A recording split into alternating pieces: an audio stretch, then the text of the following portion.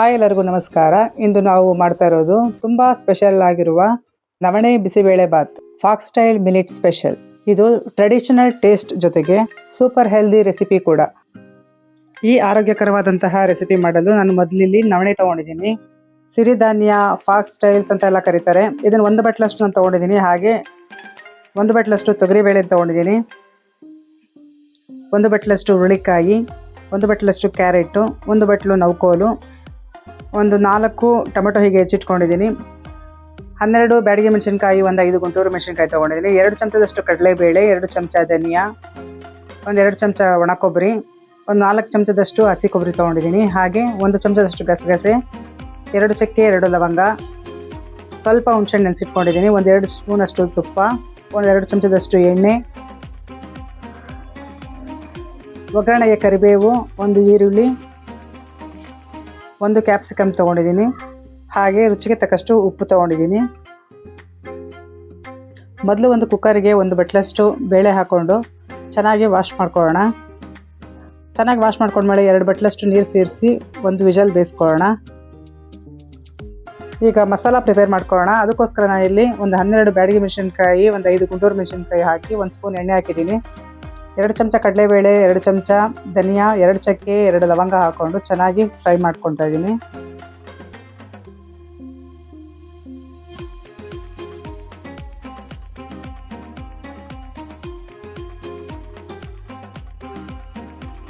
Stove off ಮಾಡಿಕೊಂಡು ಇದಕ್ಕೆ 1 ಸ್ಪೂನಷ್ಟು ಗಸಗಸೆ ಹಾಗೆ 2 ಚಮಚದಷ್ಟು ಕೊಬ್ಬರಿ ಹಾಕ್ಕೊತಾ ಇದ್ದೀನಿ.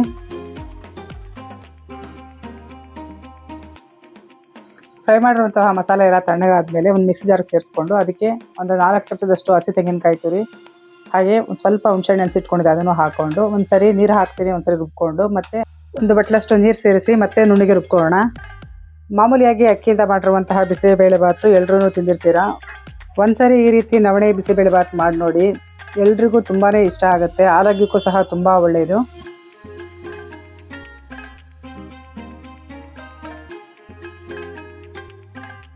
ಬರೀ ಬೇಳೆ ಮಾತ್ರ 1 ವಿಸಲ್ ಹೊಡಿಸ್ಕೊಂಡಿದ್ವಲ್ಲ, ಅದು ತಣ್ಣಗಾಗಿದೆ. ಈಗ ಕುಕ್ಕರ್ ಲಿಡ್ ಓಪನ್ ಮಾಡಿ ಬೇಯಿಸಿದ ಬೇಳೆಗೆ 1 ಬಟ್ಲಷ್ಟು ಹುರುಳಿಕಾಯಿ, 1 ಬಟ್ಲಷ್ಟು ನವಕೋಲು, 1 ಬಟ್ಲಷ್ಟು ಕ್ಯಾರೆಟ್ ಹಾಕ್ಕೊಂಡು 1 8ರಷ್ಟು ನೀರು ಹಾಕ್ಕೊತಾ ಇದ್ದೀನಿ. ನಾನು 7 ಲೀಟ್ರ್ ಕುಕ್ಕರಲ್ಲಿ ಮಾಡ್ತಾ ಇರೋದ್ರಿಂದ 3/4 ಭಾಗದಷ್ಟು ಬಿಸಿಬೇಳೆ ಇದ್ರಲ್ಲಿ ರೆಡಿ ಆಗುತ್ತೆ. 1 ಬಟ್ಲಷ್ಟು ನವಣೆನ ಚೆನ್ನಾಗಿ 2 ರಿಂದ 3 ಸಾರಿ ವಾಶ್ ಮಾಡಿ ಸೇರಿಸ್ಕೊತಾ ಇದ್ದೀನಿ. ಇದಕ್ಕೆ ಇವಾಗ ರುಬ್ಬಿರುವಂತಹ ಮಸಾಲೆನೂ ಹಾಕ್ಕೊಳ್ತಾ ಇದ್ದೀನಿ. ಮಸಾಲೆ ಎಲ್ಲ ಹಾಕೊಂಡ್ಮೇಲೆ ರುಚಿಗೆ ತಕ್ಕಷ್ಟು ಉಪ್ಪು, 1 ಸಣ್ಣ ಪೀಸಷ್ಟು ಬೆಲ್ಲ ಹಾಕ್ಕೊತಾ ಇದ್ದೀನಿ. ಬೆಲ್ಲ ಸೇರಿಸೋದ್ರಿಂದ ಟೇಸ್ಟ್ ತುಂಬ ಚೆನ್ನಾಗಿರುತ್ತೆ. 1/4 ಚಮಚದಷ್ಟು ಅರಿಶಿನ ಪುಡಿ, 5 ಟೊಮೆಟೊ ಹಾಕ್ಕೊಂಡು ಚೆನ್ನಾಗಿ ಒಂದ್ಸರಿ ಮಿಕ್ಸ್ ಮಾಡ್ಕೊಳ್ಳೋಣ. ಕುಕ್ಕರ್ ಮುಚ್ಚಿ 2 ವಿಜಲ್ ಹೊಡಿಸಿ ಬೇಯಿಸ್ಕೊಳ್ಳೋಣ. ಪ್ರೆಷರ್ ಇಳಿದ ತಕ್ಷಣ ಇದನ್ನು ಓಪನ್ ಮಾಡಿಕೊಂಡು ಒಂದ್ಸರಿ ಚೆನ್ನಾಗಿ ಈ ಥರ ಮಿಕ್ಸ್ ಮಾಡ್ಕೊಳ್ಳೋಣ. ಬಿಸಿಬೇಳೆ ಬಾತ್ ನೋಡಿ ಕರೆಕ್ಟ್ ಅದಕ್ಕೆ ಬಂದಿದೆ.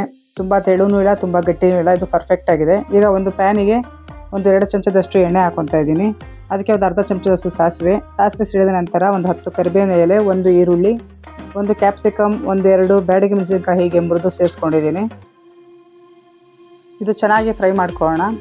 ಈ ಒಗ್ಗರಣೆನ ಈಗ ಬಿಸಿಬೇಳೆ ಬಾತಿಗೆ ಸೇರಿಸ್ಕೊತಾ ಇದ್ದೀನಿ. ಬಿಸಿಬೇಳೆ ಬಾತಿಗೆಲ್ಲ ಸೇರಿಸ್ಕೊಂಡು ಒಂದ್ಸರಿ ಚೆನ್ನಾಗಿ ಮಿಕ್ಸ್ ಮಾಡ್ಕೊಳ್ಳೋಣ. ಈಗ ಮೇಲಿಂದ 2 ಚಮಚದಷ್ಟು ತುಪ್ಪ ಹಾಗೆ ಸ್ವಲ್ಪ ಕೊತ್ತಂಬರಿ ಸೊಪ್ಪು ಹಾಕಿ ಮಿಕ್ಸ್ ಮಾಡ್ಕೊತಾ ಇದ್ರೆ ಹಬ್ಬ ಸುಗಂಧನೇ ಬೇರೆ ಲೆವೆಲ್ಲಿಗಿರುತ್ತೆ.